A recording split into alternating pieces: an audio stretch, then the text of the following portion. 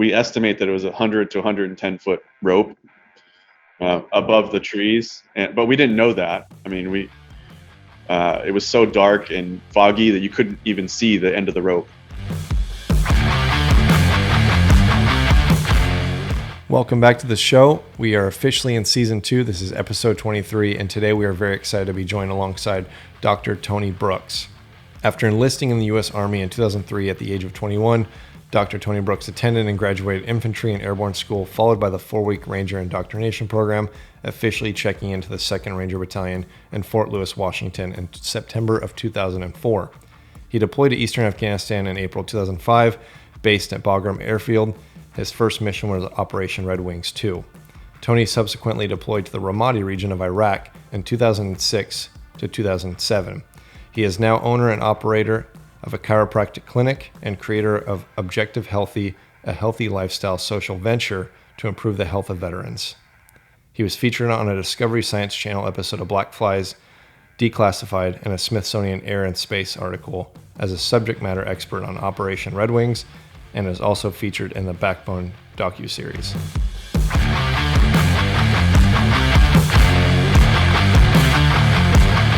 Real stories, real heroes, for a real cause. This is Never Left Behind, the podcast.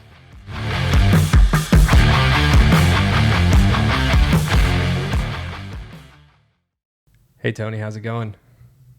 Another beautiful day here in the Pacific Northwest in Chaz. Awesome. Yeah. Oh, man. Yeah. Well, actually, this time of year is like perfect. I remember going out to Seattle and it would be like 90 degrees, 95 sometimes in the summer. So you guys have that short window where it's just beautiful weather and then rain for like 7 months. Yes, we're not going to talk about that, but we'll talk about how a few weeks ago it was 110. Oh, geez. Yeah, but it's great right now. Which is crazy because I know in Washington, a lot of places that I lived never had AC. So the people out there are frying. Like when it gets into the upper 80s, 90s, and then rarely does it ever hit 100. But the fact that it did, I'm sure. Yeah, that's insane. I'm sure people were losing their minds. Yes, actually, a lot of people did die from that. It was like 20-something people. Really? Just terrible. heat stroke? Yeah, heat stroke. Man. Old people in their apartments with no AC. Yeah. 112 it got to. Jeez. Yeah, That's crazy.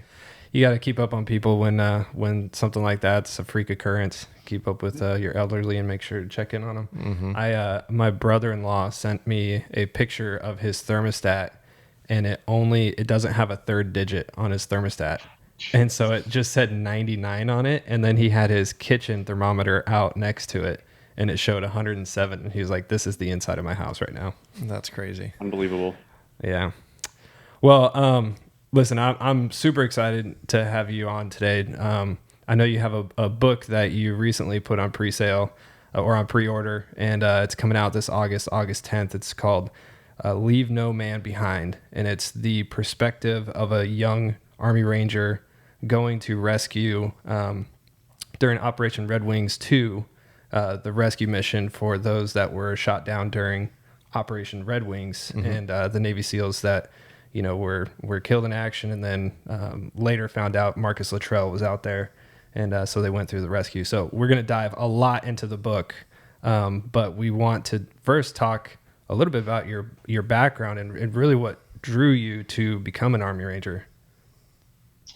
Yeah, I mean, it was kind of a weird situation. I was not from a overly military family. I was middle class America, Northern California. I was a good student, kind of a nerd. I played sports. I went off to college in 2001 and was probably my first few weeks there on campus at University of Arizona in Tucson, 9/11. So that just absolutely changed my life. I went from I'm not sure what I want to do here in school to I'm going to go fight a war. And I left college and followed kind of Pat Tillman. There was a couple other, factors. I would say Black Hawk Down was a huge factor. But mostly Pat Tillman, being that he was from Arizona, was, anytime you turn on the TV in Arizona, there's Pat. Yeah. So That's crazy. I remember that time frame. And you mentioned Black Hawk Down. Like, I remember that was the movie that kind of hit close to me where I was like really interested in like Rangers and finding out about them. And I remember Dan and I used to talk about it quite a bit when that movie came out. And then he went on to, become a Ranger. But I can see that was a big motivating factor on the side of 9/11 for a lot of men and women too. Yeah, I'll never forget it that morning when I turned on my TV in my dorm room. I was actually getting ready to go to the gym, and it was not too long after that the little man, jumping off the side of the building. Mm-hmm. And like, that was it for me. That's what I needed to see to drive me to action. I mean, yeah, if someone is, that low, that was their only choice, or that was the best choice for them at the moment. Was burned alive. I was angry. Yeah. I was really angry.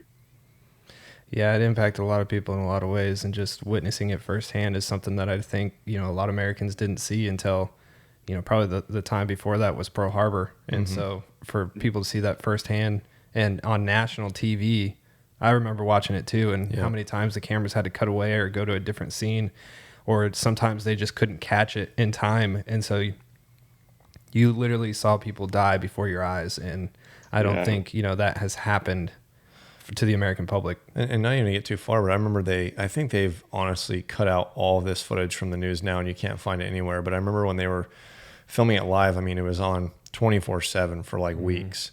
But I remember like when it was first happening, they had people that were like, what are those gunshots? Like, are there people firing? And they were like, no, those are bodies hitting the pavement. Mm-hmm. And it was like every like 5 to 10 seconds. Yeah. And I remember just hearing that, and I was like, whoa, like something big is happening, and this is just crazy. Yeah, same feeling. I mean, we were at different places in the world. We had the same exact feeling. Something's not right about this, other than obviously people jumping to their death. Mm-hmm. But I think underlying factor, you knew that, man, this is much bigger than this thing I'm seeing on TV. Yeah. Yeah. Now we know. Yeah. And, I know you talk about it a little bit in the book, but what was the reaction from your parents, once you decided, hey, you know what, I'm leaving college, I am absolutely joining the military, and I'm going to go fight? They were, I would say, surprised is an understatement. I never had any inkling that I was going to join the military. Mm-hmm. So to them, it was a shock. And I just remember my father, he wasn't negative about it, but he was like, are you sure you want to do this? Are you really sure? I mean, you need to think about this. This is not an emotional decision. At that age, I was 19 years old. Everything's emotional. Mm-hmm. That's all you do. And so I did. I actually took his advice, believe it or not. And I waited through the end of that school year to make a final decision. But to be honest, I had already made up my mind. Yeah. I was just kind of going through the motions. What was that like, especially knowing like you mentally were motivated and checked in, you were doing it 100%, but then really early in those first few months, you saw like the news footage of Objective Rhino, the Rangers jumping into Afghanistan. You saw everything that was progressing in Afghanistan and slowly getting there. Like, did that amp you up more, or were you kind of like, wow, this is really a reality check? Yeah, I mean, I was clearly not focused on school.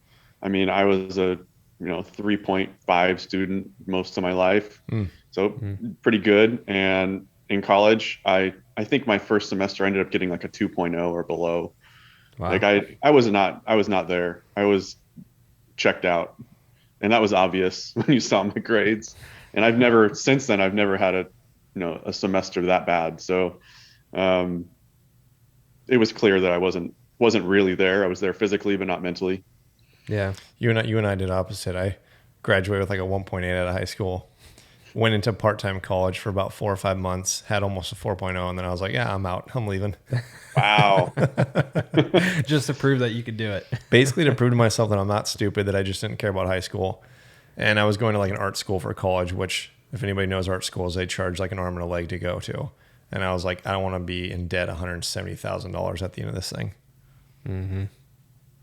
That sounds like a bargain compared to what my school cost. Probably for a lot of people. But yeah, I mean, that is a lot of money. Yeah. Yeah.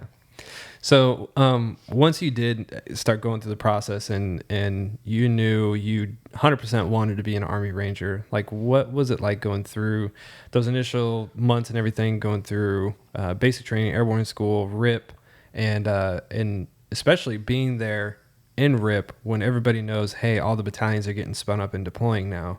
What was that process like? Again, my mind was made up. I was going to war. Like I knew I was going to war. That's why I signed up. So for me, it was honestly the whole process between basic and through RIP. It was like, you have to kill me to get me to not go to where I want to go. And that was kind of my mentality the whole time, is no one's stopping me. The only thing that's stopping me is if, you take off my legs or, take me out. That's really it. Yeah. That's crazy, like just that mental state. But so why special operations? Why not just, going in the standard Army and doing that? I'm stubborn. I mean, when I want something, I usually go get it. And I think that's true with most guys in battalion. If you know them, they're extremely stubborn. Yeah. And I think it's pretty funny when you get those groups of guys together. But it was just I think it was the headspace really is I'm doing it and no one's stopping me.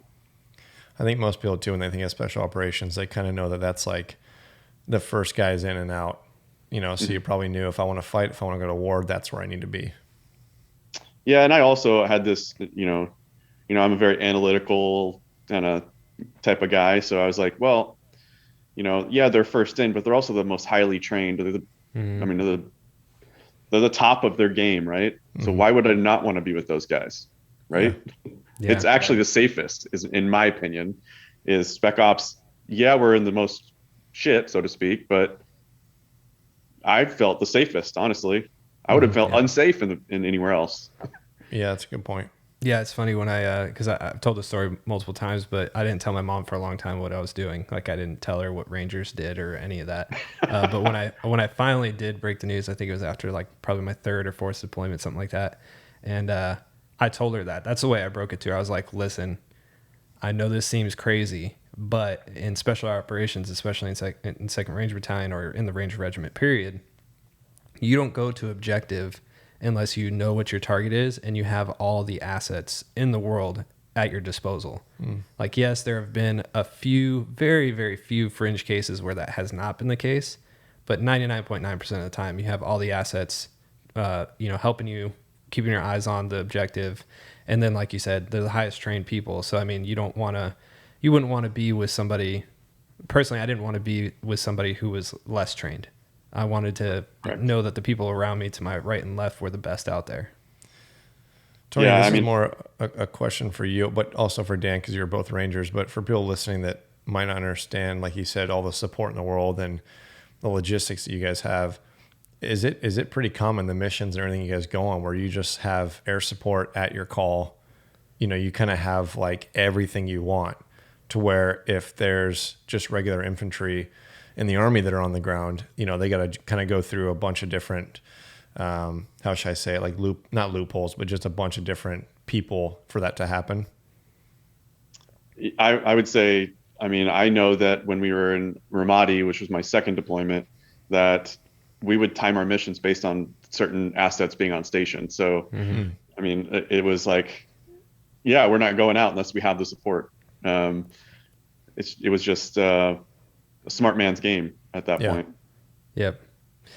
Yeah, it's really interesting because, again, it was a very fringe case that it would happen, but every time, you didn't have eyes on or you didn't have some sort of aerial support, you're like, wow, this is weird. Like, what happens if this really pops off?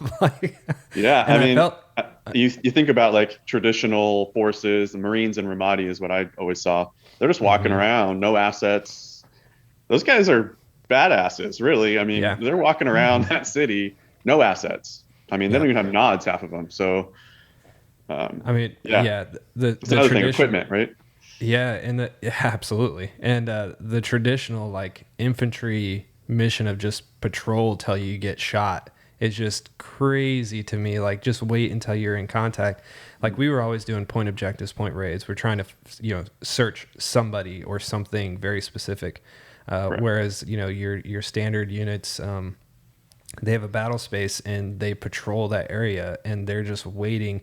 Yeah, they're looking for signs, make sure there's no IEDs, like trying to keep people, just have a presence in the space. But I mean, when it really comes down to it, they're just a walking target, and they're just waiting for somebody to shoot at them. I mean, you look like Lima Company in the Marine Corps, like how heavy they got hit. Yeah. Yeah. And I mean, just during that time was in rough. Ramadi, I remember being on a rooftop. I was a saw gunner, or a 46 gunner in battalion. And I was looking down a road and I saw a bunch of Marines walking towards us. We could not get comms with them. They had no nods. I mean, we could clearly see their whole platoon. They walked almost directly up on us before anyone knew who we were. So I was just thinking to myself, man, if I was a bad dude, I could just take them out, really. And they would have no idea. No idea. That's crazy. Yeah. Yeah, it's a whole different world, and I'm glad I got to serve with the people I did, and I'm also glad that there are people willing to serve in the capacity that they did that was not within special operations. Yeah, and Tony, I know obviously your bio, and you've told us a little bit about both your deployments, Ramadi, and then you did Afghanistan. Was there other deployments that you were a part of as well? Nope, just those two. Those two, okay. I missed one because of Ranger School, and another one right when I was ETSing. Okay, gotcha. So I do want to start jumping into it a little bit. So correct me if I'm wrong, your first deployment was to Afghanistan. Yeah, that was the first one, was Bagram. Yeah. So tell me a little bit about that, especially, being a young Ranger. You really, at this point, still it's early in the war, so a lot of people still don't know what to expect, really. Like when I got in my first deployment was in 2007, so I had enough people who had years and multiple rotations of experience in combat, so they would tell me like, hey, expect this, expect that, don't expect this, don't expect that. It's not like the movies here or there. Like I got a lot of feedback from, my team leaders and squad leaders and things like that. But what was it like for you initially getting to Bagram? Yeah, I mean, most of the senior leaders in my platoon, this was their third or fourth trip already. As crazy as that sounds, but yeah, it's third or fourth trip over there. So they knew kind of what to expect, but the war was changing at the time we got there. I mean, it was more going towards, more like the direct action raids that we do almost to this day. But before that, early in the war, they were just doing like presence patrols out in the mountains. Yep.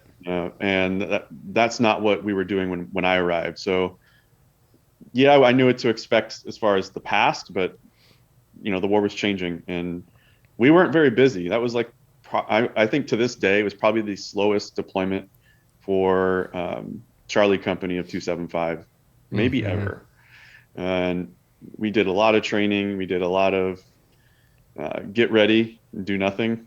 We were well trained, let's put it that way, but we weren't doing a lot of operations. That's crazy. So, and you never crossed paths with each other, right? Because just different deployment. No, that was like you were in Charlie. Yeah, it was very bizarre. But you have three platoons within a company, three line platoons within a company, and we always, for whatever reason, went in separate paths. And I never really understood why they broke up the platoons. I do a little bit, but to me, it made a little bit more sense to centralize your command and be more centralized with the units and stuff. But at the time we had, I think their platoon was going, actually, no, at this time, all of Charlie Company went roughly the same place, right? In Afghanistan. For that deployment, actually, we were the only, I believe we were the only company, full company in Afghanistan. Yeah. Oh, wow. So there was one platoon, I think, from Bravo, and everyone else was in Iraq. Yeah. So when I got in, they were, I don't know, again, I'm sure there was a higher level reasoning for doing it, but they were separating platoons and like kind of like one Charlie was always getting deployed to Afghanistan, and then 3 Charlie was always going to Iraq until the war changed again. And then, 2010, and after that really high surge, a lot of people were redeploying to Afghanistan and less to Iraq. But yeah, so strangely enough, I don't think we probably crossed paths, but I don't remember it. I don't know if you remember ever really It was, crossing paths. it may have been briefly, but Yeah. yeah, I think I was on my way out when you were going through, I believe. Yep. What was that? I mean, personally, like for you, like obviously that mission is very well known, Operation Red Wings, but it's just crazy to hear from your perspective, because I feel like the media kind of portrays it obviously through the Navy SEAL perspective. And I know there's other, news articles and things like that give praise to the Rangers that rescued that team. But what was that person like to you, and why is it not really talked about too heavily? Or maybe I'm just not seeing it too much and I'm only seeing one side. That's one of the motivations probably for starting to write. I mean, I have multiple motivations. One is I wanted my kids to know what I did in the military. And that's not really it's not really an easy conversation to have. Mm-hmm. This one time I recovered a crashed helicopter, and yeah, you don't want to go into that detail, right? Mm-hmm. But I want my kids to know. I want them to understand what war is and what it's like. So it's not just this glorified thing that we see on TV. Or video games nowadays. Yeah. So the other motivation obviously was that our story was never told, never really in its entirety. Yeah, it and hasn't been. Over the years, I've talked to the guys, and everyone's kind of, I don't want to say bitter, but they're just frustrated that it never really came out. Yeah. And that was another factor of why I decided to write. So I think once this story is out, people will be surprised that it's gone this long without being told. Mm-hmm. I don't know. I feel like as I was writing the book, I was doing it for the boys, and I did it in a way that I'm telling my story or my version of the story, and not their story, because I want them to do it too. It was very, I would say, therapeutic, cathartic. It was good for the soul to get it all on paper, and I really do hope that some of my buddies out there do the same thing. Yeah. And I think, and not to interrupt you, but while people are listening, they need to look up Leave No Man Behind. They can go check it out. Where can they find it? What stores? What's the best way that listeners can go and pick up this book of yours? Yeah, so it's available at all major retailers, Barnes & Noble, Amazon, Target. Sam's Club is going to have it in stock. And obviously your local bookstores. Mm-hmm. Just tell them, Leave No Man Behind, and they can pre-order it, or it'll be available August 10th in all bookstores. Cool. And we'll keep plugging that as we go on, because again, like Dan said, we have a lot to talk about and we're super interested in this topic, but I just want to kind of help, narrow that gap for people listening that maybe understand the story only from, the massive film Lone Survivor. They only understand it from the Navy SEAL perspective. Obviously your perspective is the Army Rangers that went in and retrieved those men. So I think it's a very important story and angle that everybody should be out there picking up this book to read about. And I'm sure you felt the same perspective, and that's what, again, you said it motivated you for it. But I know for myself, when I watched the movie Lone Survivor, I got really irritated because they drug out the whole story, and I get it. The storyline was the rescue of Marcus Luttrell. Mm-hmm. It was the operation. It was the initial surveillance and intelligence gathering. Mm-hmm. However, they breezed past what happened there at the end. Was it like a 10 minute? Yeah, it went clip? So quick, and you can tell it was conventional units that they were basically spotlighting, and they didn't tell any portion of the story of the rescue other than, Mark Wahlberg sitting in a Quonset hut or whatever he was in, and then them busting in and rescuing him. Like, it was just, it was Hollywooded. It was majorly Hollywooded. Yeah.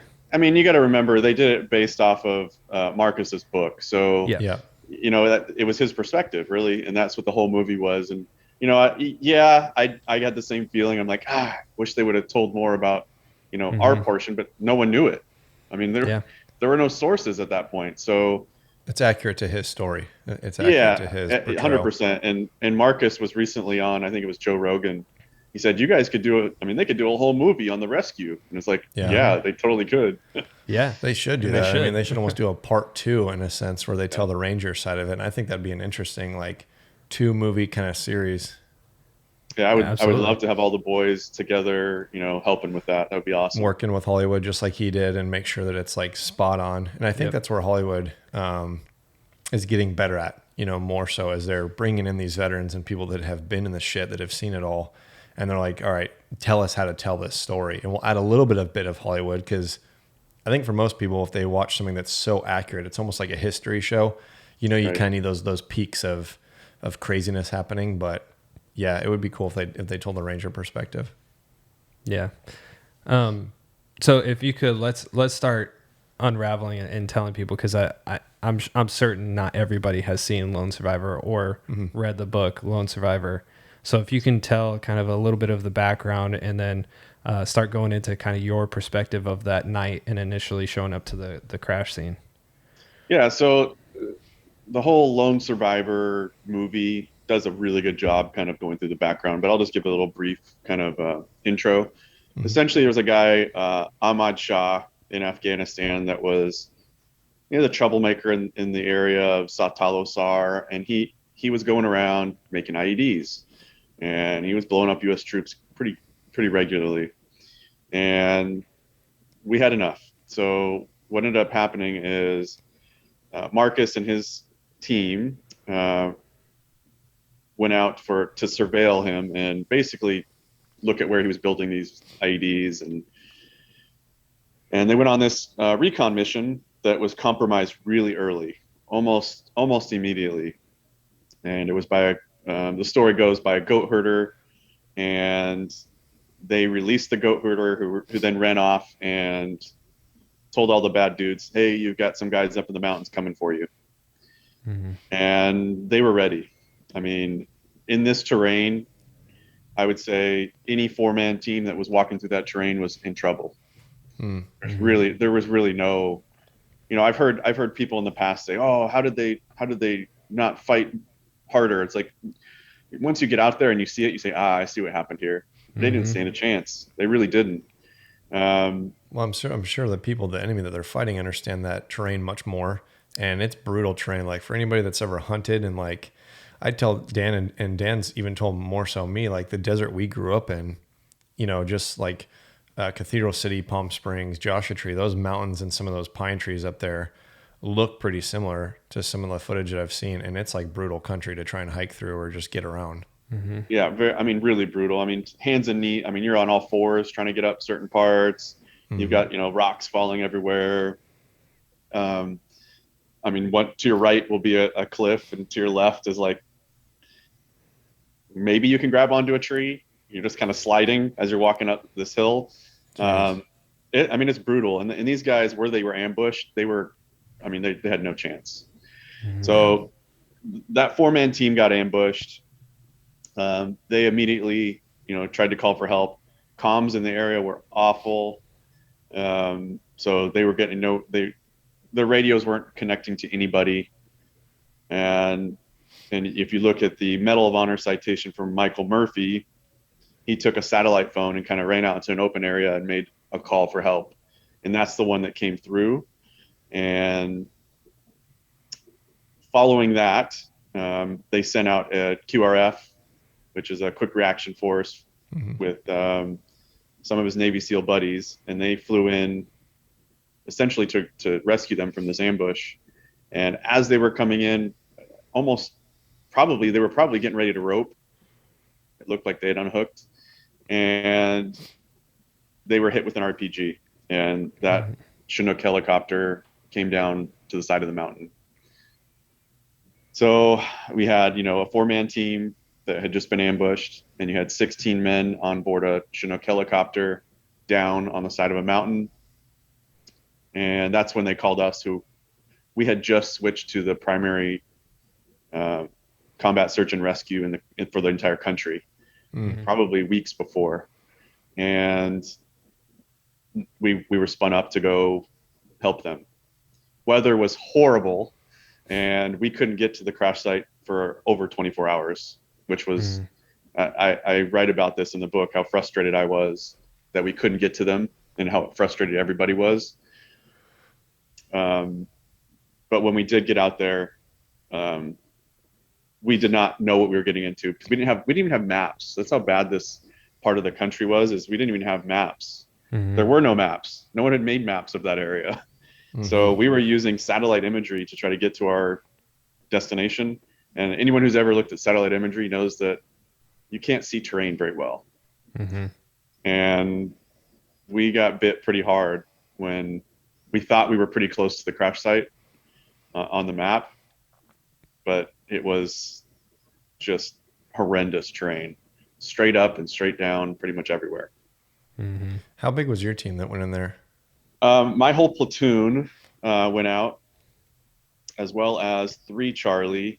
Kind of, we basically my platoon minus. So we took down, we cut a lot of people.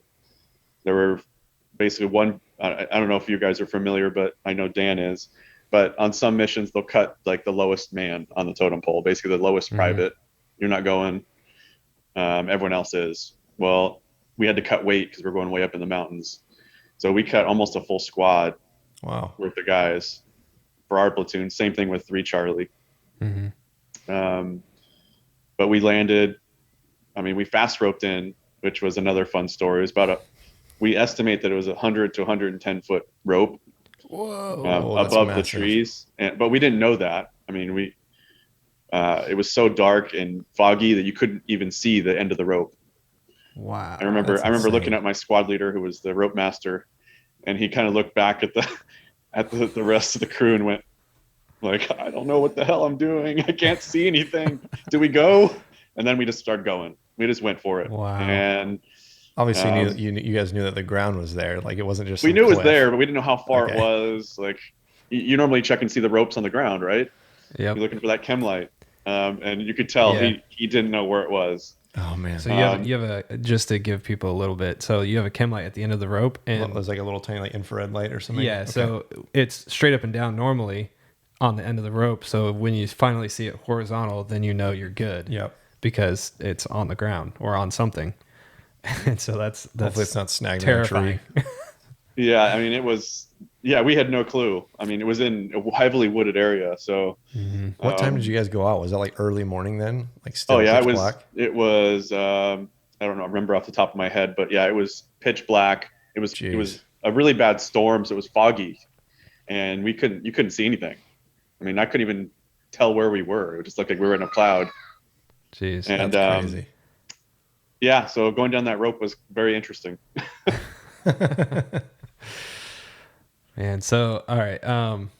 What's funny is I served in 3 Charlie, so I heard this story from numerous other people, team leaders, squad leaders, and stuff like that. Obviously, once I finally showed up, and they told me how long that rope was, but I had forgotten about that until you mentioned it, and it just kept going. Yeah. And for anybody who has fast rope before, or anybody who doesn't know anything about it, like normally when you even when you train, you typically are training in like I think it's like a 60-foot tower or something like that is usually the highest that we go. I think 40 is usually what we're at. Yeah, right, okay, about 40 feet. much lower. But then when we're training, because we don't want people to get hurt, we typically train fast rope like super low when we're actually coming out of a bird.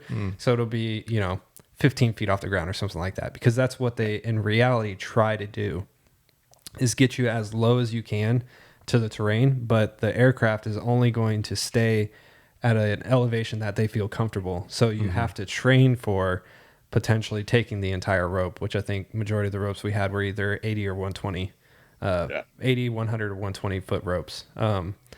So yeah, that's crazy to me. You just keep going and going and going. Yeah, that would feel like forever. I just remember thinking to myself, I'm going to hit the ground at any moment. And then it would be like another 20 feet. It's like, jeez. Oh my God. And I hit hard. I'll never forget it. Insane. It was like I got hit by a car. That's what it felt like.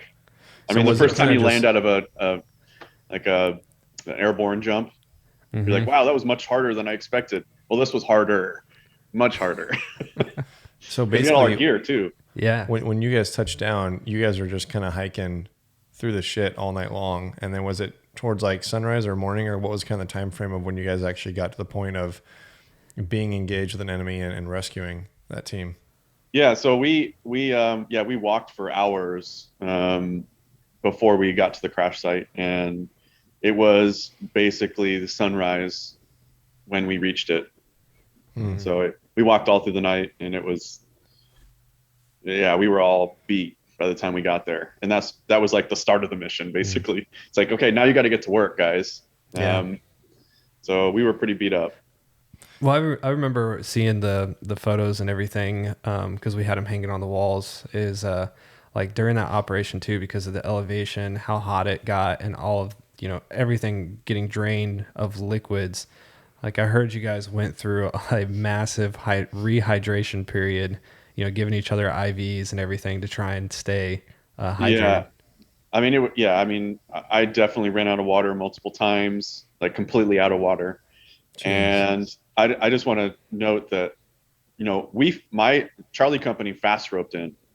Bravo company walked in, and they walked in from like Asadabad. So these guys, and those are probably the photos you've probably seen online, or the guys doing the IVs. Those are Bravo company guys. Unbelievable. Like they How were far was walking, that? they were walking so fast, and it was so hot and so bad. They killed one of their donkeys. One of their donkeys died. And if you know those donkeys, They'll keep they going. don't die. Yeah. How Jeez. So, far do you think that was approximately? I don't know, but it was too far. Like Yeah, it's far. unbelievable. I can imagine like 7, 8 miles, if not more, maybe. No, way more than that. Way more. Yeah, Okay. it's way more Yeah. than Oh that. wow. Yeah, no, it was far because I know where Asadabad is in this location. Man, if they hike from there, I'm gonna have to plot it on a map after this because I want to see.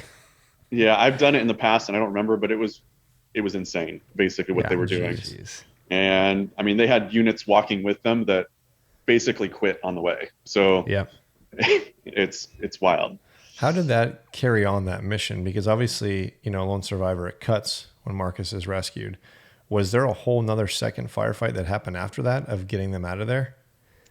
Um, as far as we know, there wasn't. I mean, Okay. Just we during we rescuing him, there was. we did have some enemy contact, but it was very short lived. Hmm. It was kind of a joke, to be honest. We were far enough away that we were out of uh, any effective range for their weaponry. So, um, thanks to our assets in the sky, it took care of them. We could see it. We could watch them. They were walking on us, and they were no longer walking on us after Yeah. our assets got it. It was so. Other than that, I think once they saw how many guys were coming out, they all ran for it. Yeah. Yep. They weren't even going to have any part of that. Yeah. If they're smart, they would. Yeah. So Yeah, I mean, I think they were pretty smart. They usually are. They usually Yeah. are pretty smart, They understand especially when that they know how big terrain. the force was that was coming. yeah, they're That was revenge. incredibly crafty too. I mean, they know those hills. They've been fighting in those hills for millennia, and so they know how to dig in, make tunnels, hide caches. Like it's probably one of the most frustrating, and honestly, kind of. I don't know the best word to say it, but it kind of opens your eyes. Like, holy crap! Like, who would be this crafty or would think this in depth about how they're going to move throughout these hills? Because we talked about it already. It's not easy terrain. Like, why would you put these bunkers and fighting positions in this horrendous terrain? But they do. And how do you get your tools up there Yeah. to do all that? You'd be surprised. They'll literally put it on their back and walk up the mountain. Yeah. That's insane. And yeah, I mean, yeah, you walk through those mountains and there's bunkers and things everywhere. It's like the only thing they live for is to fight. And so me being, 9/11 motivated me to fight. They're born to fight. Yeah. Yeah. I mean, it's that's crazy. the bottom Two line. forces like basically going at each other that's all they know is trying to fight for survival, and it's crazy. So, talk us through so you're walking up to the crash site. You finally get to the crash site. What was, I guess, the thought process for you going through at the time, and then also, those around you, and what was the next kind of steps that you guys went through? Going back and thinking about it and I took crazy amount of notes like in between kind of the action points when I was on the mountain, just so I had a record of what we did. And I remember just thinking, there's got to be someone there that's alive. They're just laying there waiting for us to show up. So that was constantly just going through my head over and over and over again, that we're going to find these guys alive. They're going to be good. They're going to be okay. And everyone knows the end of that story. None of them were okay. So there's a total So of nine men that. No. 16 plus 16. 16 were at the crash site, correct? Oh, okay. Yeah. And I mean, it was a huge disappointment because, we knew a helicopter crashed and we knew that it was unlikely there were survivors, but I can almost bet that most guys out there thought that we're going to have somebody alive. Yeah. I mean, you have to have that, at least a glimmer of hope, because otherwise you wouldn't move as fast or as hard to get there. And I could just imagine how defeating that is to know, we were coming to get you. We were coming.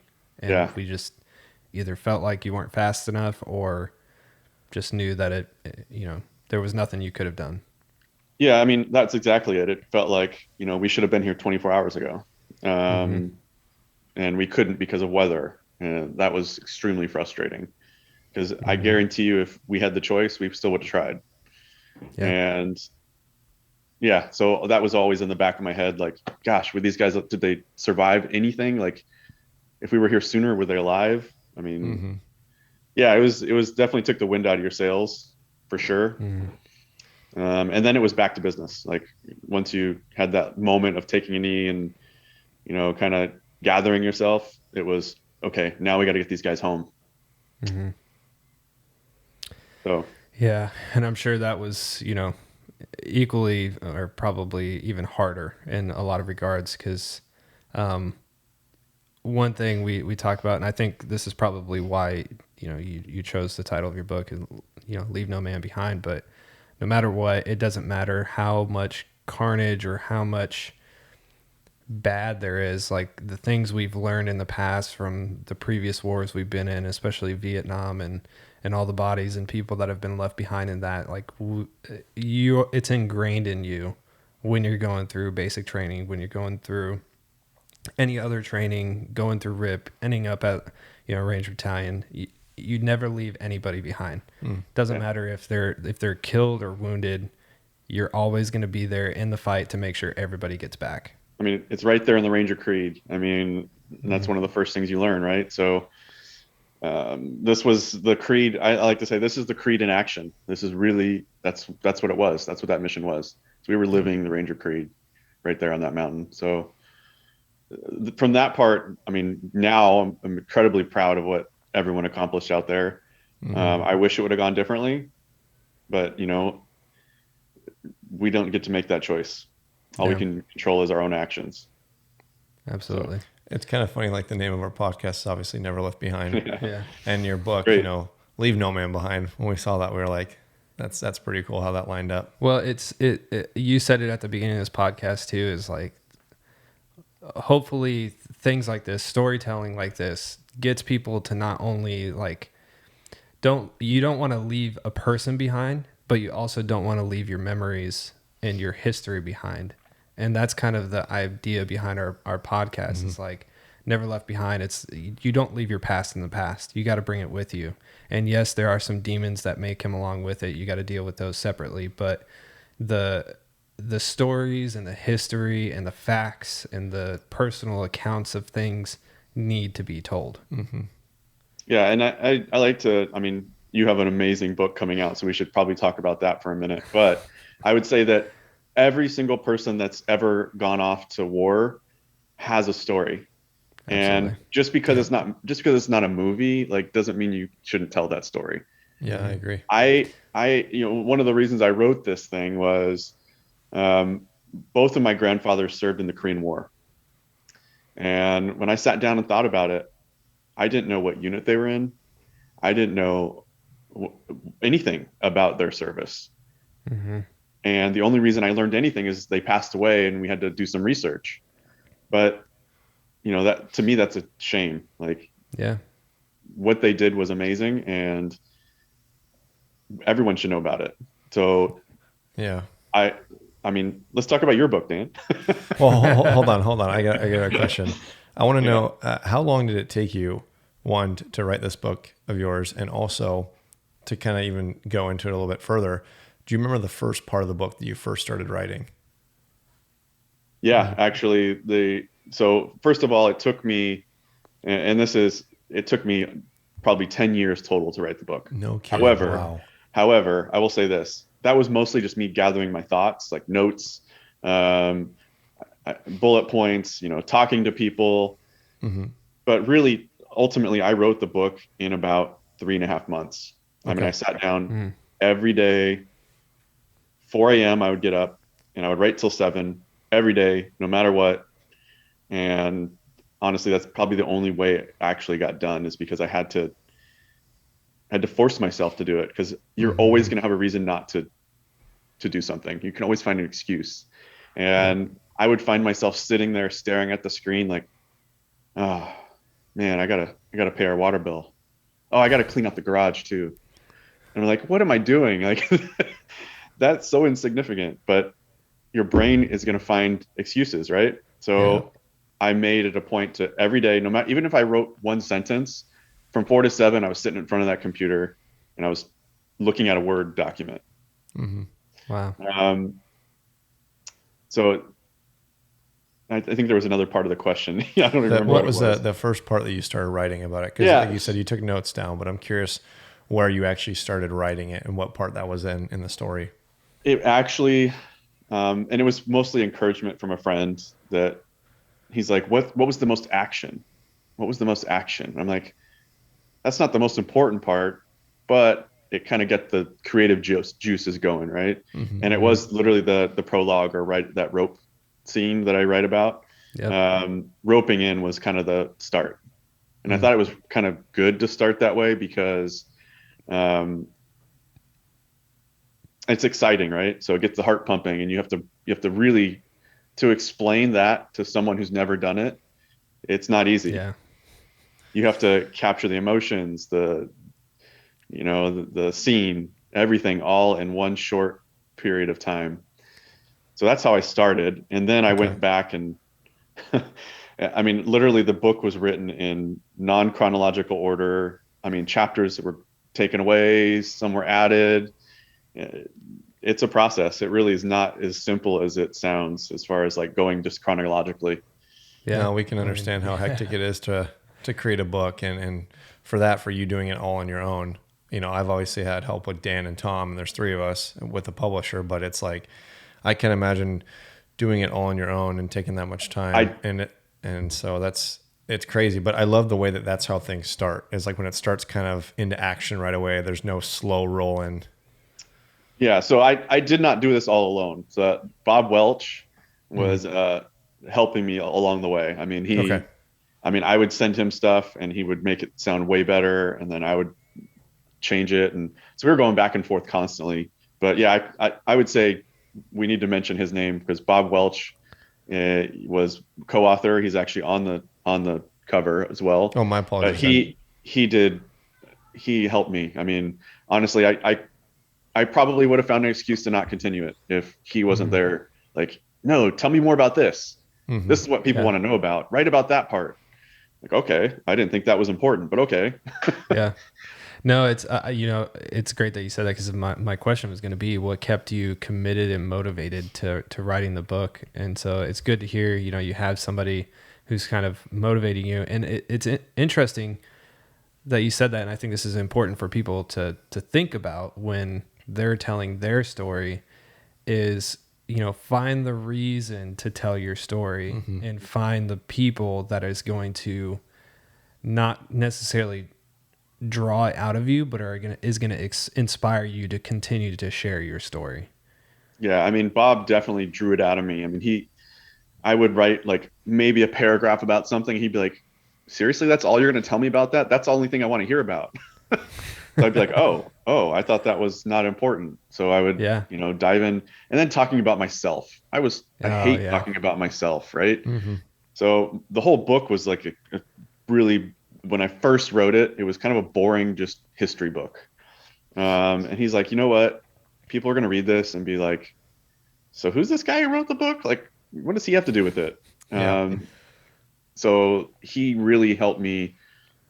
He forced me to talk about myself, and that's not easy. If you've ever had to do that, it's not easy to, talk about how you're a wimp and and you're nerd. But it makes for a better read. It makes for a better story. Helps the readers understand you a little bit more on a personal level. Yeah. And I can imagine that was probably hard for you. I know you lightly touched on it earlier of what motivated you to make this book, but there's plenty of men and women that we've even interviewed for our book that are like, why are you telling my story? Like, it's not that important. Or like many people refuse to tell their story because they think that their story isn't important. So I'm kind of curious, like what made you kind of flip that and be like, you know what, my story is important and I want to put it on paper.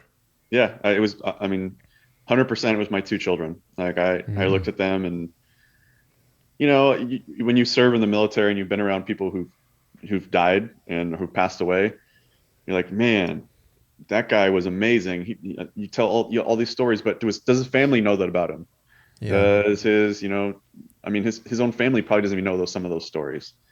And I looked at my kids and they weren't even alive during all this. So yeah, they might have heard it off the side shoot, like, oh, my dad was in the Army. But now they have some context. Now they have something forever. God forbid this happens, but if I got hit by a train tomorrow, at least they would know that, right? Yeah. So I sleep better at night knowing that my kids know something about my life. It's an interesting way of putting it. Yeah.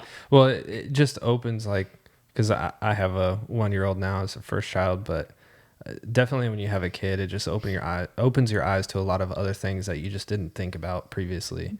It's like Absolutely. How you act, the relationships you've had with people, like the way you talk about other people around them, like just all the little nuances that you normally wouldn't really process or fully think about. You start dissecting it more and thinking back to like, oh, well, maybe this is why I'm shaped the way that I am. I want to make sure that I teach my son or daughter differently so that they don't, have that nuance that I don't like about myself, in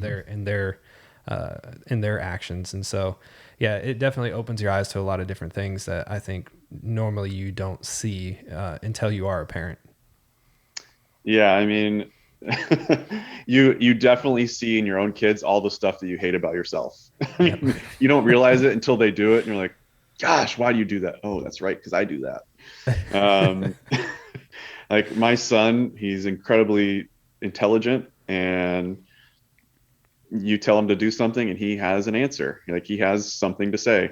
That's exactly what I did in battalion. If you asked any of my team leaders who was the biggest smartass you ever had as a private, this one.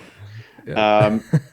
And they will say this, yeah, he was usually right, but he should have just kept his mouth shut. He would have done less push-ups.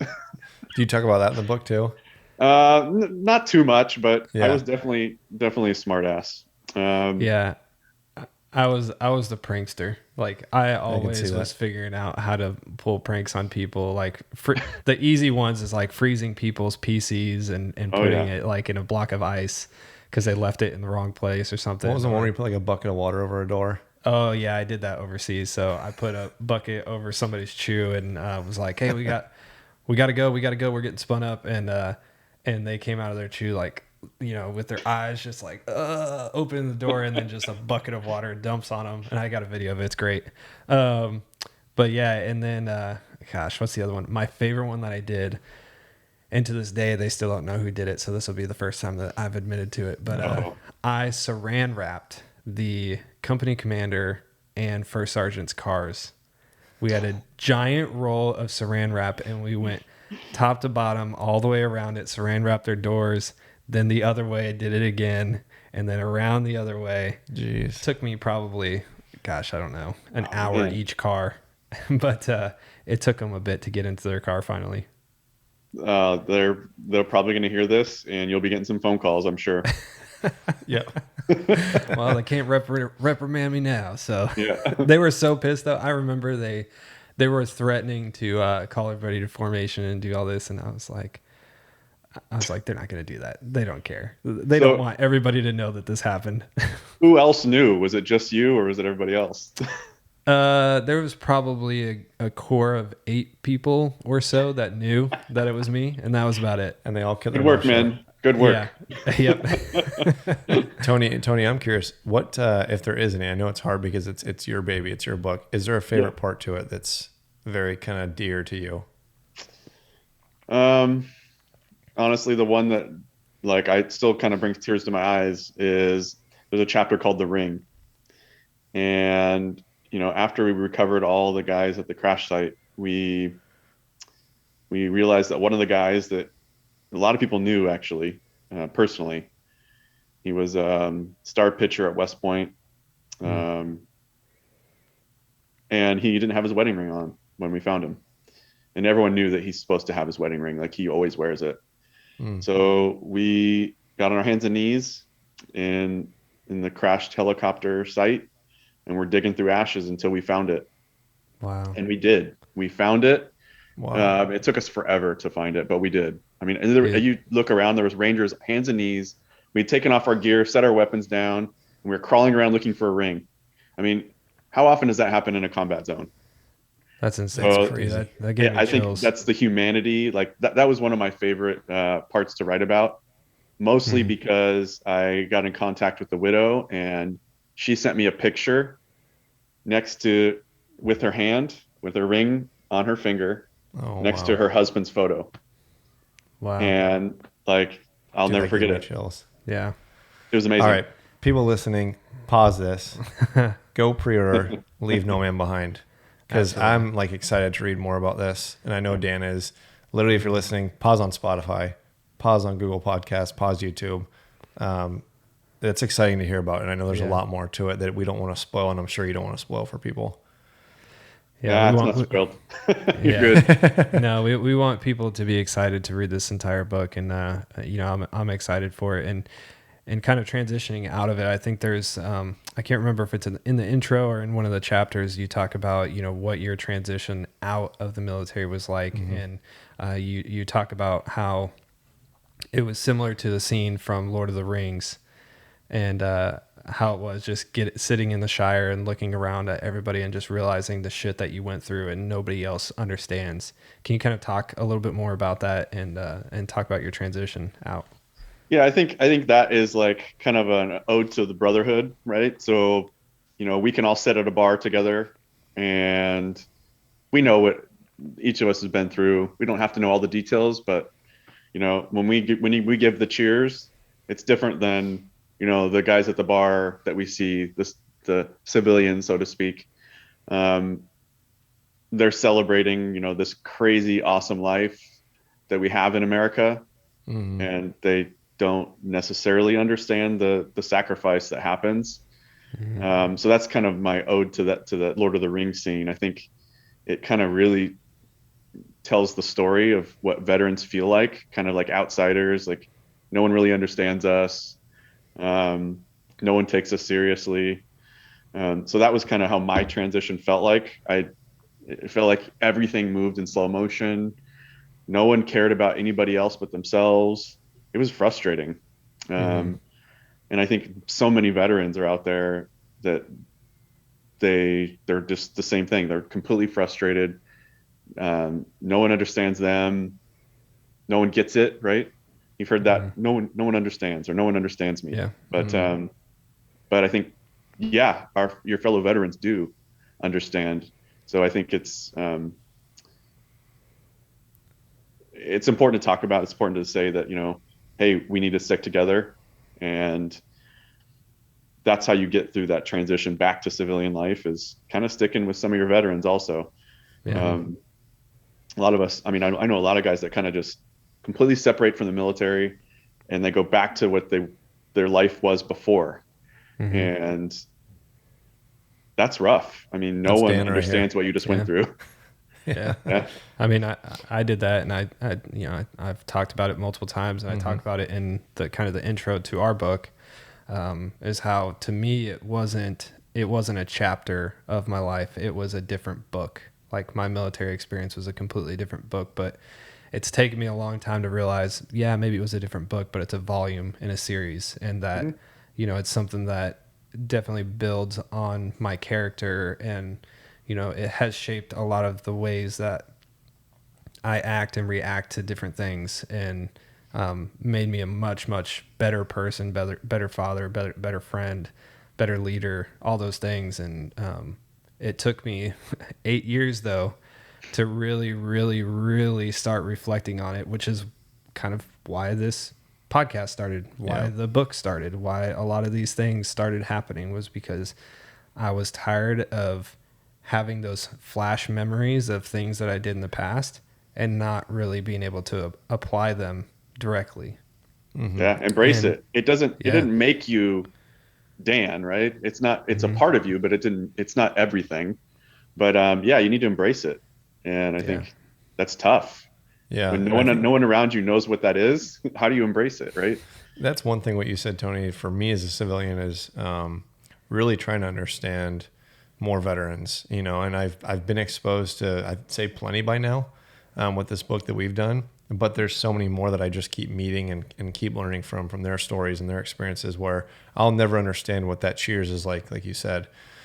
But I think it's so important to kind of, you almost try and put yourself in their shoes on a human level.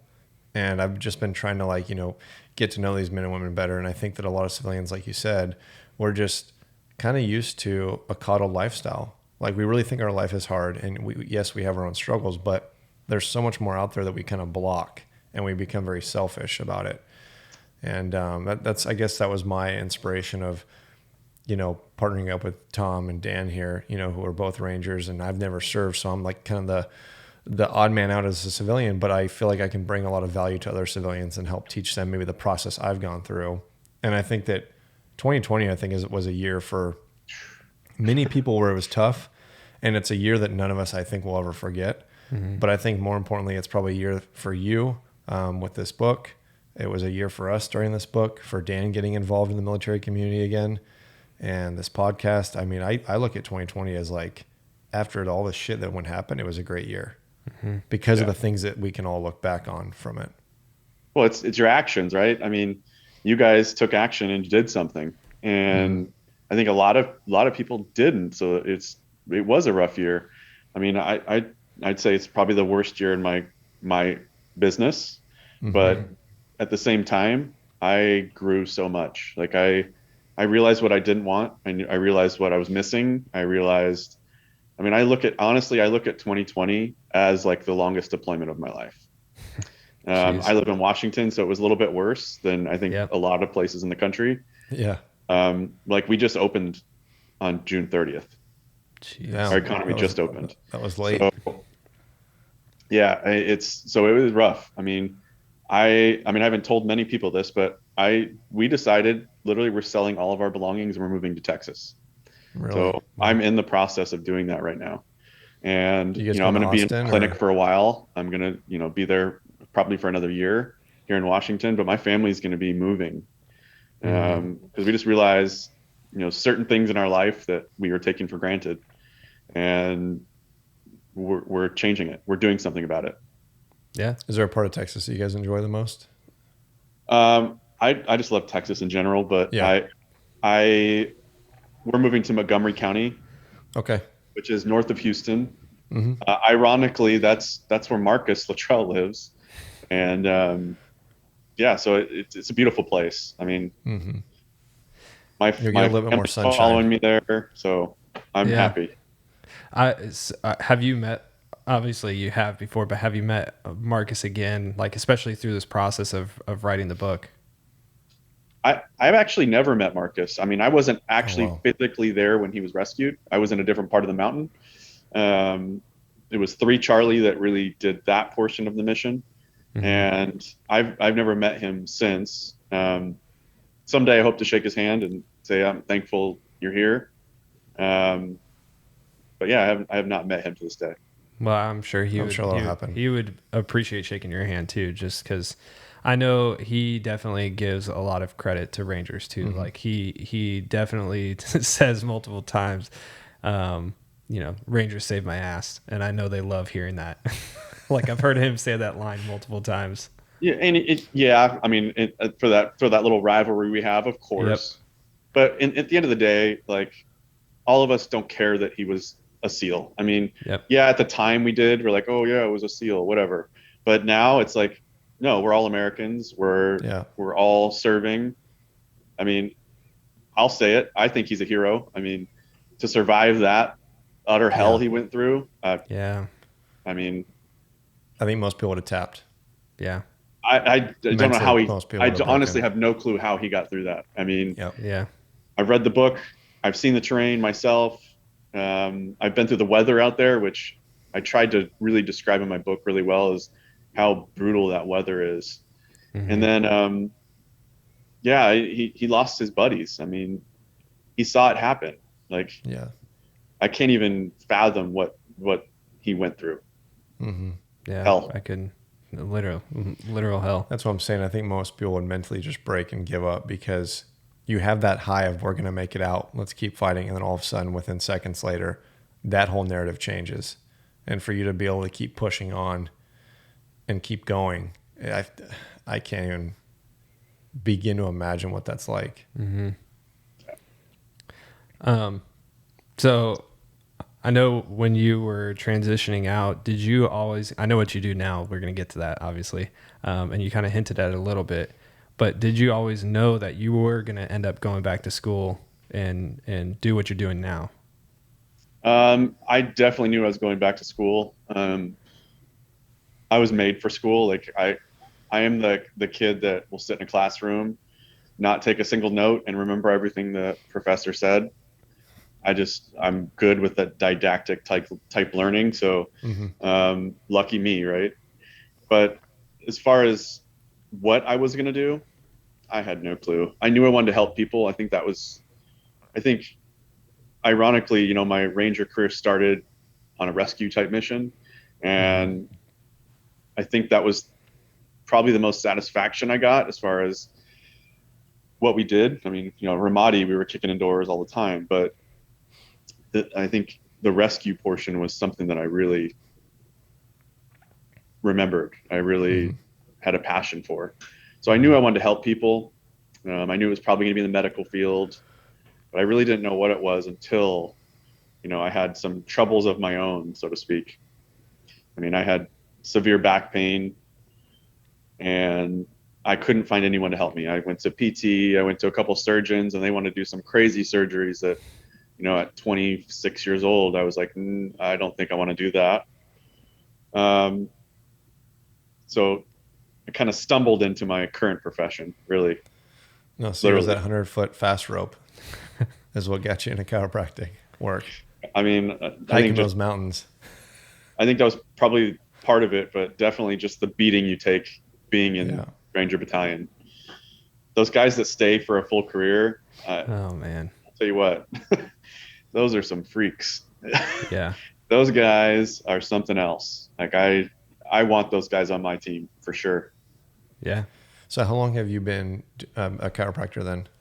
How long have you been in your profession? I started practicing in 2014. Okay. Was that 7 years now already? Flies by. And I don't think I know this, but do you have your own practice or do you work under an office? Yeah, I have my own clinic in Redmond, Washington. Oh, wow. I'm going to be opening one in Montgomery County, Texas here soon. So yeah, it's great. I get to work for myself. Probably a good thing. When you get out of the military, you're not necessarily a great employee. Well, hopefully I think that's a lot of listening. things veterans struggle with is they don't like to take orders once they get out. So yeah, especially from people who haven't been through even a fraction of what you've been through.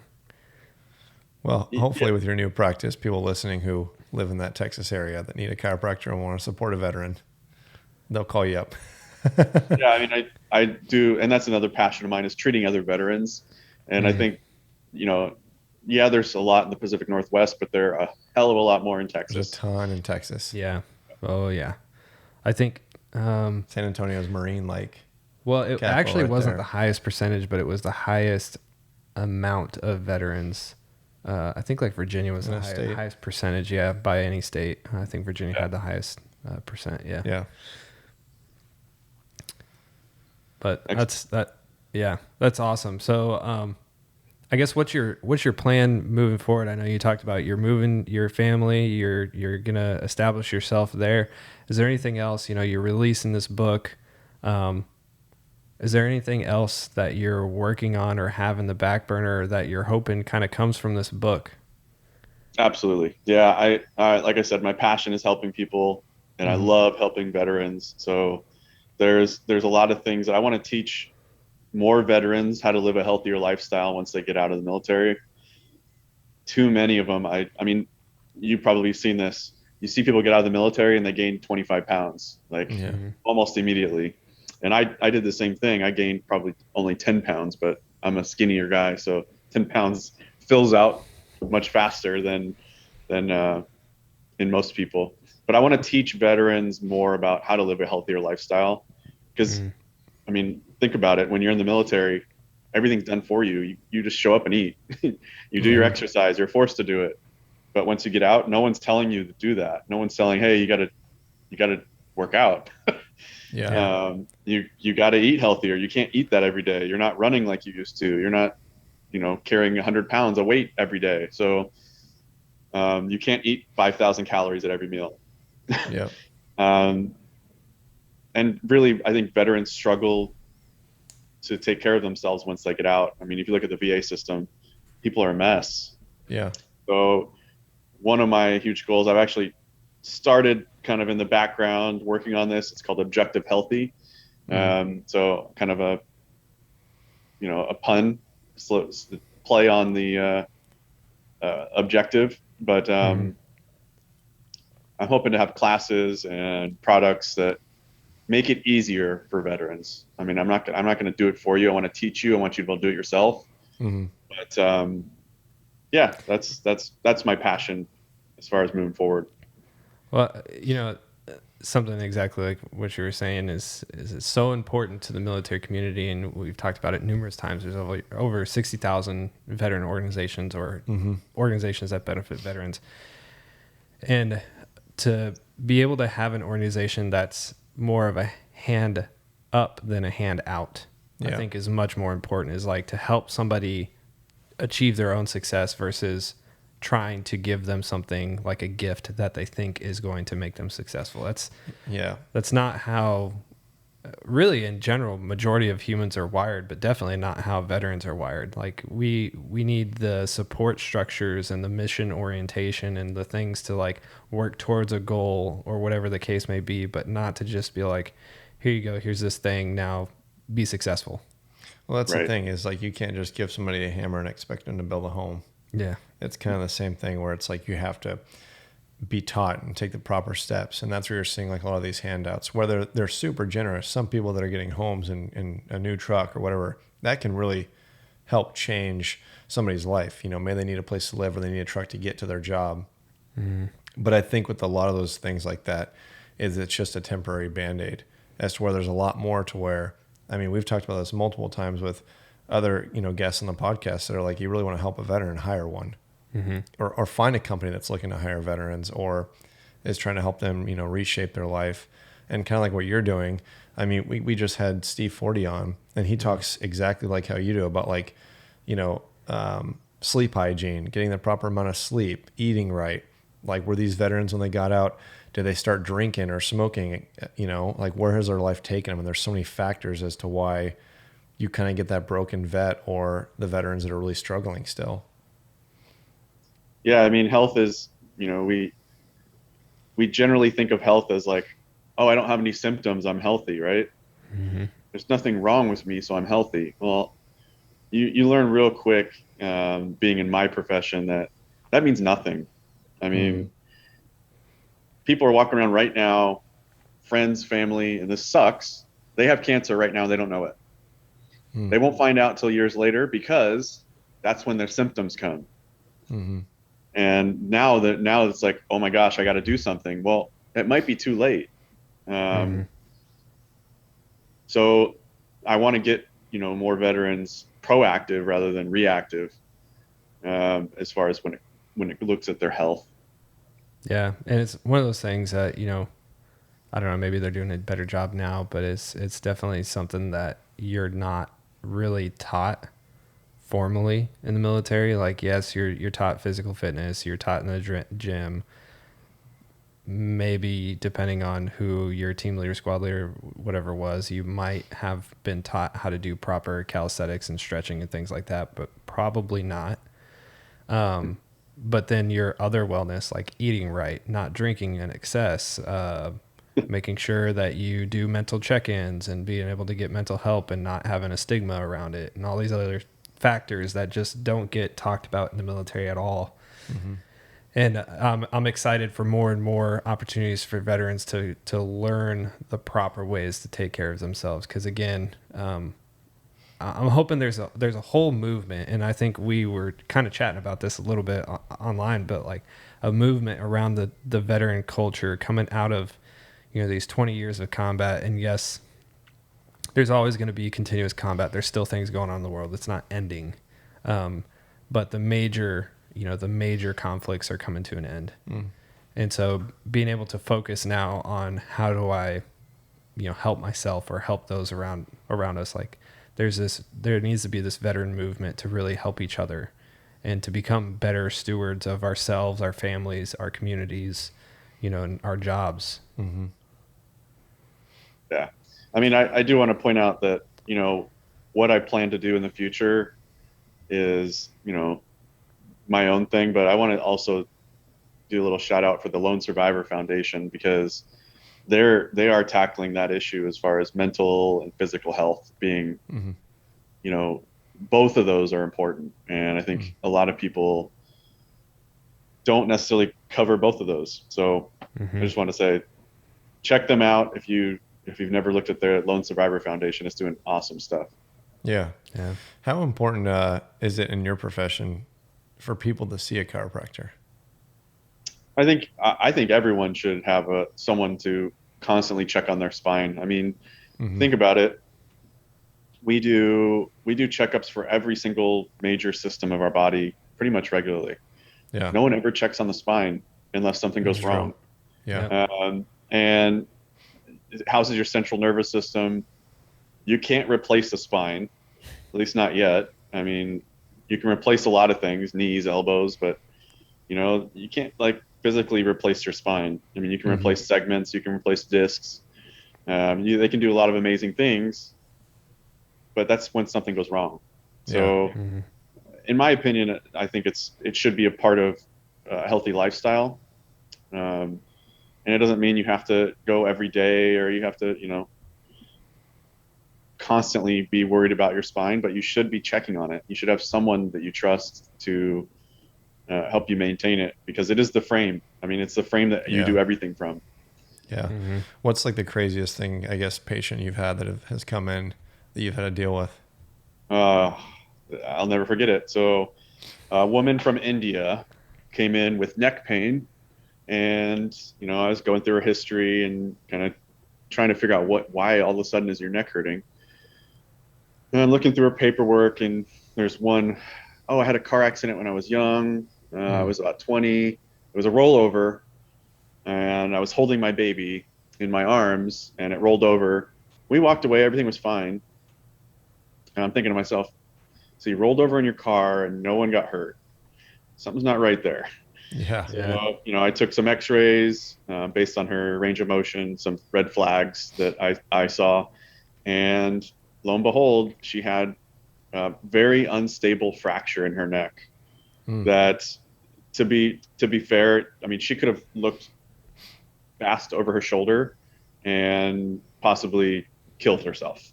Wow. It was so unstable. She went into surgery almost immediately after I saw her. So, jeez. And she'd been walking around for 20 years with this unstable fracture. The fact that she was alive was an absolute miracle. I was blown away. So That's that's the crazy. craziest one for sure. Like I'll never forget it because if I would have worked on her neck, I could have, caused some damage too. Yeah. Uh, That's but crazy just to like sense that too. Like I'm kind of curious if it's I kind of want to hear your take on it and kind of break the stereotype of or more of the argument like me I can crack my neck like probably I don't know, like 3 times a day where I get stiff, and you like kind of crack it and people are like don't do that. It's unhealthy. You're going to hurt yourself. Is that true? I mean, it depends on how you're doing it. If you're doing it with like normal range of motion, like looking over your shoulders or bending Or it, just side as to soon as you side? start forcing things or doing Yeah. them fast, you're probably doing more harm than good. The reason being is you're probably moving the joints that are already hypermobile. Mm. What you're feeling, the need to do it, um, could be that you have joints that aren't doing their job.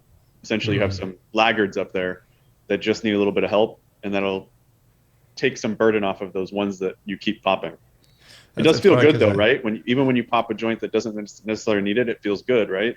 well, it's like when I wake up in the morning, like I'll like do the side like back crack type thing and it feels more Yeah. loose and then my neck will get really stiff and it's almost that psychological like this feels weird. And then the second I crack it, I'm like, oh, that relieved it. And I know Yeah. there's a lot of people that do that. So I didn't know if that was like a super unhealthy thing to do or if it's just the way you do Yeah. it. I'd say don't force it, but if you are doing it with normal range of motion, exercise, things like that, it's likely not a problem. Obviously, if there's pain, your body's trying to tell you that something's not right there. Hmm. Hmm. I mean, But you guys do it like insane though. Like for people that have been to a chiropractor, you guys are good at sneaking it up on us because you'll be like, all right, we're going to count to 3. And on 1, you're like, and then I'm like, what the heck? I didn't know it could crack that much. yeah, I mean, yeah, sometimes people are very surprised by that. I usually explain things pretty thoroughly before I do anything, but Especially yeah, the it's hip definitely one, whatever surprising. that one's called. What's that? Whichever I said, especially that hip one, whatever it's called, where like you're laying on the table sideways and you put all your weight on their hip. Mm. Yeah. You definitely feel Yeah. better though after you leave. Like I feel way like loosen up. Honestly, What? that's kind of what drove me to be a chiropractor is I know I was in so much low back pain and I felt immediate relief with my first adjustment. Yeah. Wow. Like honestly, I was like, "What the heck did you do? How do I do that again?" How often should people be seeing a chiropractor? Like what's the healthy kind of I mean, number? it's different for everybody, so it's Okay. like uh, that's up to you and your doctor. I mean, I see some people regularly, like a couple times a month. I Mm. see some people once a week who have issues that will never get better that just need, Wow. they need to maintain. And then Mm. I have other people that come just for wellness. I Mm. mean, they know that their body functions better when they come see me regularly. And then I have people that come to me once a month, and it's a huge range, really. Gotcha. I need to go to a chiropractor. I know I do too now that we're talking about So it. does my wife. Feeling all my joints. We talk about it all the time. We're like, oh, we just need to make an appointment. And then it's always like gets put on the bottom of the list because you got to make a priority. Yeah, I mean, it really is one of those things that you don't go unless you're hurting, right? Yeah. Mm-hmm. Which And if by your that pain's point is too coming and late. going, you're gonna just forget about it. Yep. Yeah. Yeah. Yeah. I need to go. Now before it's really bad, right? Yeah. I mean, Right. I have people like literally crawl into my office. Jeez. I'm like, how long have you been experiencing this? 3 12 years. Like, oh man. Jeez. Yeah. Well, I think as That's we, crazy. get towards the end and we start to wrap this episode with you, I want to kind of hear your sense of, what was it like for, I know we kind of talked about your transition, but for other veterans out there that are transitioning and trying to find their way, I think this is an important topic that we like to ask many of our guests on the show is because everybody has somewhat of a different answer. But what would be like your 2 cents or your advice for people that are trying to find their passion or just trying to, lack of a better term, reacclimate to society again? I would say 100% you don't do it alone. Have mentors, have a team of people that you can bounce things off of. Literally go out and shadow professions that you've never even thought you would do. I mean, I never thought I would be a chiropractor. Mm-hmm. I mean, it never even crossed my mind. Just like I never thought I'd be in the Army. So it took me experiencing something new in order to realize, wow, that's something that's awesome. I would love to do that. I would love to Yeah. be that person. Your passion's out there. I would say everyone has a passion. You just got to find it. I mean, and it just takes you trying new things, really. Get out of your Yeah. bubble. Don't sit at home and wait for it to come to you. Go get it. No, yeah, that's the worst thing that we kind of see people doing is kind of sitting there waiting for things to jump up at them, and I just don't think that ever really happens. And I do have a follow-up question, because we do normally end with that one, but I think this one's kind of important because it's different, because I think you're the first person that we've talked to that's written a book, especially recently. And you kind of have the same mentality as far as why you wrote it. What specifically did you get from the process? I know you said it was pretty cathartic and everything like that, and we talked about how important it is for people to share their story, but maybe you can talk about some of the emotions and things that you went through as you were writing the story and why it ended up being so important and impactful for you. Yeah, I think even for me, I've gone through stuff in the past as far as emotions and PTSD related stuff, that when I was writing the book, I realized, I quickly found out that I was avoiding certain things. I don't know if it was a slow thing or fast thing, but like, I didn't want to admit that I could cry and it was normal. It was okay. Like, I was a big tough guy, so why would I do that? So I think the process of getting it on paper, whether you write a book or not, whether it's a journal, a blog post, whatever, I think when you work through your emotions like that, you're able to process them much better. Yeah. And for me, I went through every emotion, like remembering the funny stuff that happened in the military, stuff that I completely forgot about, interviewing my buddies, like calling them and talking to them. They brought up stuff that I completely forgot about. Yeah. Some things that I was ashamed of that I did. Like, I punched one of my squad members when I was overseas, and when I was looking through my photos, he had a black eye in this photo, and I'm ashamed that I did that. Now, at the same time, I can go back and process it and say, yeah, he may have deserved to have some form of punishment based on what was going on, but at the same time, I would have never. That wasn't me. That was like me holding in emotions for too long, and that was me exploding. So the writing process has helped me kind of process some of that stuff, so I don't explode anymore. I'm a pretty laid back guy, and I've always been that way. But writing, I think, is a way to express more emotion. Yeah. I think anytime you put words to paper, like you said, you don't have to write a book. Even if you've got a sticky note on your desk and you're just writing what emotion you're feeling, or you're writing down a memory that maybe you don't want to face or you don't want people to know about, but the more you put it out there, I think it just helps that self-soothing and that growth within yourself.